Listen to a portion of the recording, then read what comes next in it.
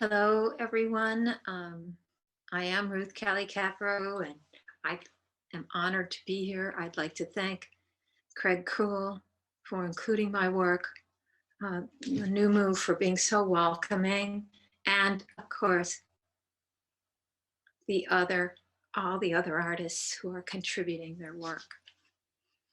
This work is the only one in the exhibit on newspaper.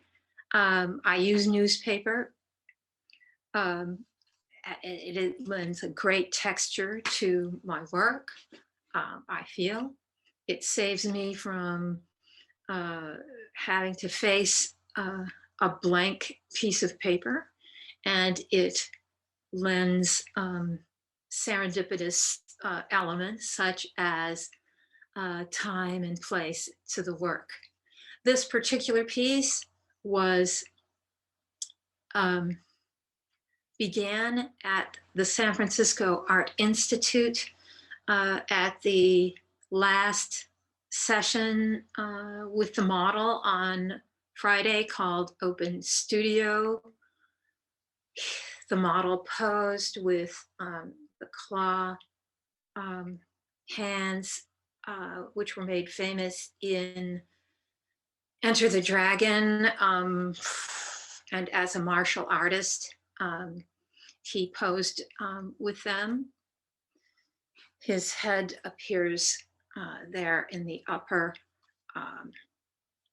right. And when he wasn't posing, I pulled the skeleton out from the closet, and you see it here as well. Months later, as the pandemic hit and we were sheltering in place, I was indoors looking through the work that I had completed, or well, that I had been working on, and took this one out. The figure, the head, no longer looked like the model, but looked like my nephew. And the reason I think it does or did is because there were protests in the street for protesting George Floyd's murder, and I worried for his safety as a Black male. And as I painted, a mockingbird sang, mocking me and giving levity to my heart. Let me read from Lawrence Ferlinghetti's A Far Rockaway of the Heart.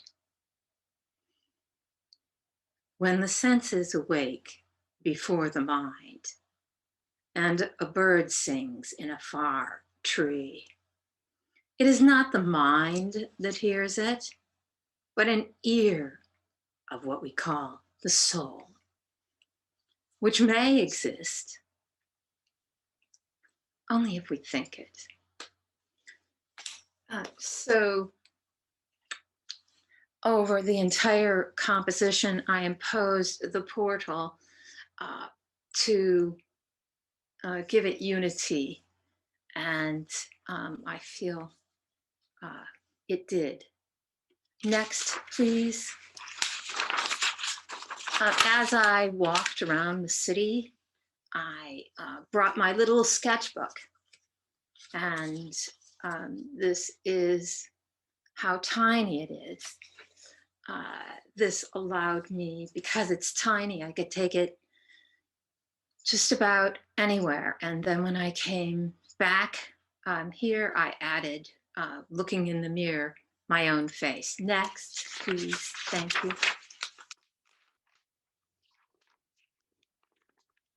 Next came the, sorry for the sound. Next came the fire, and this apocalyptic feeling that we were suffocating and couldn't go outside on my usual walks. I then began to mine my old work.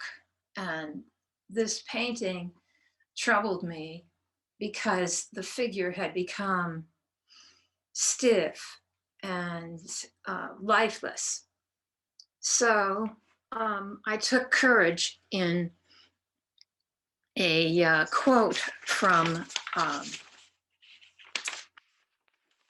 James Elkins, telling us in what painting is: destroy to create is a motto from alchemy that works as well for visual art. Using that as my motto, I matched the linen color with my paint and repainted the figure to my satisfaction. Once called